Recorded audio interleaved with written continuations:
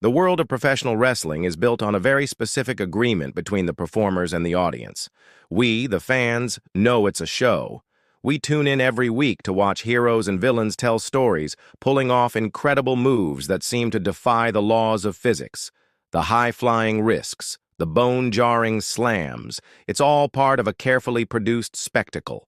The rivalries are scripted, the outcomes are planned, and the wrestlers are highly trained athletes. But wrestling is a dangerous game. And sometimes, the line between performance and reality doesn't just get blurry, it shatters in the most tragic way possible. In very rare and heartbreaking cases, what the audience thinks is just another part of the act is actually a real-life tragedy unfolding right before their eyes. These are the shocking moments that turned deadly, when the show stopped, and for a few terrifying minutes, nobody knew what was real. Our first story is probably the most infamous and heartbreaking in the history of North American wrestling. It involves a beloved performer from a legendary family, a grand entrance that went horribly wrong, and a live pay-per-view audience that had no idea they were witnessing a man's final moments. This is the story of Owen Hart. On May 23, 1999, the WWF was in Kansas City for its Over the Edge pay-per-view event. Owen Hart, a brilliant wrestler and the youngest brother of the iconic Bret the Hitman Hart, was set to make a dramatic entrance. He was performing as the Blue Blazer, a goofy, bumbling superhero character. The plan was for him to descend from the rafters of the Kemper Arena, nearly 80 feet in the air, via a harness and cable. The entrance was supposed to be a joke. He'd get lowered, pretend to get tangled up, and then comically fall a few feet to the mat. To make that happen, the rig was fitted with a quick-release mechanism. As a pre-match video played for the crowd, the arena lights dimmed. High above in the darkness, Owen was being prepped for his descent. It was in these moments that the stunt went catastrophically wrong. The quick-release mechanism triggered too early. In an instant, Owen was released from the line. There was no comedic stumble. He plunged 78 feet, landing chest first on the top rope. The impact severed his aorta, causing massive internal bleeding. The broadcast cameras, which had been set for his entrance, quickly cut away and focused on the stunned faces of the commentators, Jim Ross and Jerry Lawler. For those watching at home, Jim Ross's voice, trembling with a seriousness rarely heard on a wrestling broadcast, repeated over and over, "This is not a wrestling angle. This is not part of the entertainment tonight. This is as real can be here." In the arena, paramedics rushed to the ring and worked on Owen before he was taken to a nearby hospital. But it was too late. He was pronounced dead shortly after arriving. In a hugely controversial decision, the show continued. The 16,000 fans in attendance were never officially told that Owen had passed away. Only the television audience heard a distraught Jim Ross make the official announcement an hour later. "I have the unfortunate responsibility to let everyone know that Owen Hart has died. Owen Hart has tragically died from that accident here tonight." From the spectacle of WWE, we now go to Japan, to the world of Puro Resu, a style famous for its brutal physicality. This is the story of a man many consider the greatest professional wrestler of all time. A living legend who was so tough, fans just couldn't believe he wouldn't get up one last time. This is the tragic fall of Mitsuharu Misawa. Misawa was a giant of Japanese wrestling. He was one of the 4 pillars of heaven in All Japan Pro Wrestling, and later founded his own massively successful promotion, Pro Wrestling Noah. By 2009, Misawa was 46 years old, and his body was worn down from nearly 3 decades of one of the most punishing wrestling styles on the planet. But he was still the company's biggest star, and he felt a deep responsibility to perform. On June 13, 2009, Misawa was in a tag team match in Hiroshima. Near the end of the match, his opponent, Akitoshi Saito, delivered a standard belly-to-back suplex, a move Misawa had taken thousands of times before. But this time, he didn't get up. He just lay motionless on the canvas. At first, no one panicked. Misawa was a master of selling injuries, and fans were used to seeing him absorb incredible punishment before roaring back to life. But when the referee asked him if he could move, Misawa didn't respond. The ref immediately stopped the match. As wrestlers and medics surrounded him, the crowd of over 2,000 people started chanting his name. Misawa! Misawa! Misawa! They were trying to will their hero to his feet, completely unaware they were witnessing a tragedy.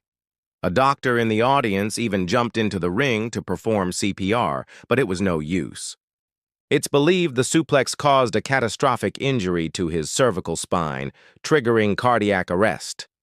His family requested the official cause of death remain private. He likely died right there in the ring, surrounded by his peers, with the sound of his adoring fans chanting for a comeback that would never happen. In the world of lucha libre, bloodlines are everything. Perro Aguayo Jr. was wrestling royalty, the son of a legend and one of Mexico's biggest stars. His story is a terrifying example of how a series of routine moves can become a fatal accident in a split second, leaving everyone, including his world-famous opponent, in a state of shock. On March 20th, 2015, Aguayo was in a tag team match in Tijuana, Mexico, against the team of Extreme Tiger and the legendary Rey Mysterio Jr. The match was a fast-paced, typical lucha libre spectacle.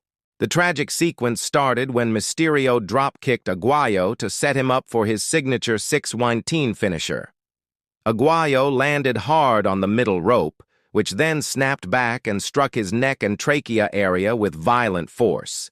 He went limp almost immediately, but in the blur of a tag team match, nobody realized how serious it was.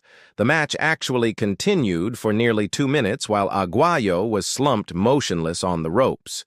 Conan, a wrestler at ringside, even came over and shook Aguayo, likely thinking he was just selling the move or had been knocked out. It was Rey Mysterio who seemed to first realize something was terribly wrong, and he alerted the referee. Tragically, the on-site medical response was delayed.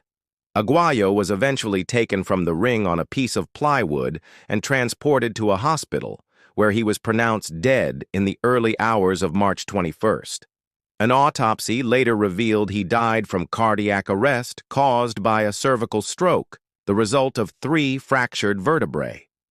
For 2 long, confusing minutes, everyone in the building had no idea that a man was dying right in front of them. Our final story happened more recently, in London, England, and it's another stark reminder of the hidden dangers these athletes face. It involves a veteran performer who many American fans knew from his time in WCW and a role in a hit movie. His sudden collapse was, for everyone watching, a moment of pure confusion. Cesar Barron, known to the world as Silver King, was a decorated luchador who was part of the famous Wagner wrestling dynasty in Mexico. Many people would also recognize him as the villainous masked wrestler Ramses in the 2006 Jack Black comedy Nacho Libre.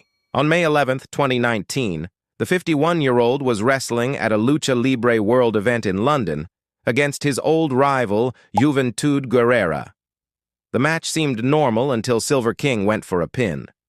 Guerrera kicked out, but as he did, Silver King struggled to get back to his feet. Believing it was part of the act, Guerrera delivered a kick, and Silver King collapsed.